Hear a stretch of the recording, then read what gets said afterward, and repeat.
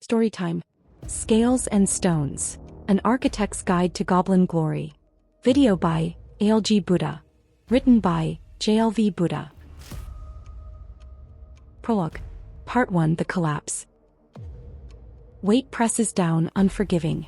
Dust chokes his lungs. Blood, thick and bitter, coats his tongue. High above, life goes on, blind to the quiet death below. There's no clear reason for you to be here, no memory to hold on to, no purpose laid out. Shadows stretch as you sift through his memories, battle-worn fragments, half-realized dreams, cities conjured and crumbled. Images swirl. A tower once proud against the skyline collapses in a twisted mess of steel. The sharp stink of burnt oil, the echo of screeching metal, all of it clings to him. You feel it. His regrets pulse like an open wound. Disappointment bleeds from him, raw, seeping. Too late now though, isn't it? You're no judge, no jury, just a whisper bound to him by threads no one else can see. His watcher. He has a choice perhaps, but does he even see it? Does he even care to see it? Reaching into the shredded remnants of his soul, you find something small, something that wants. A flicker. Faint. A shattered echo, maybe I deserve this. But there's no time to indulge that thought. You're here to guide if he'll let you. Just a crack in his armor, the narrow space where life hasn't fully closed its grip. The rubble presses harder, weighted by all he's left undone. His ribs splinter, breath held beneath the crushing load. Once he was an architect, a builder. Now he's another man trapped by his own war. Yet beneath the ruins a design pulses, a blueprint for survival. In his last moment he fights. Not for pride, not even for life, but for something he can't quite name.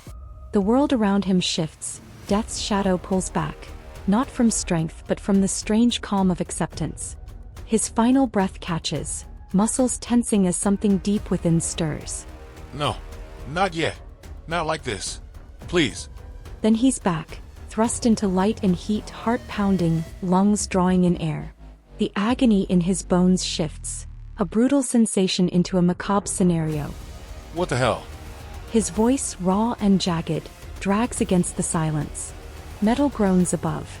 It's not a question, more a growl at the universe itself. This wasn't supposed to happen. Was it? You shift. You have waited long enough. No place for kindness here. You're awake. You say, voice honed like steel, slicing through his shock. Congratulations, Paul. You've just managed to survive your own collapse. How do you feel? The words cut, but it's not cruelty. Just the dry humor of a world that's never held him gently. And he's been no gentler with it. He stirs, bloodied hand clawing at the rubble. What? What the hell was that? What just happened? No. This isn't real. You can feel his disbelief, like dust clinging to him, the thread holding him between this world and the last. He never believed in fate, afterlives, anything beyond steel and stone.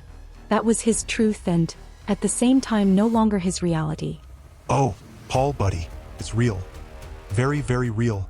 And then a gasp of silence, shattered by your voice. A rattle, solid, certain. Don't get too comfortable, architect. It would seem the fates aren't done with you just yet. This is just the beginning.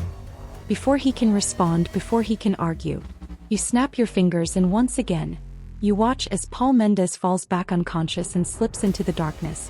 I hope you walk down a different path in your next life, Mr. Mendez. For both our sakes.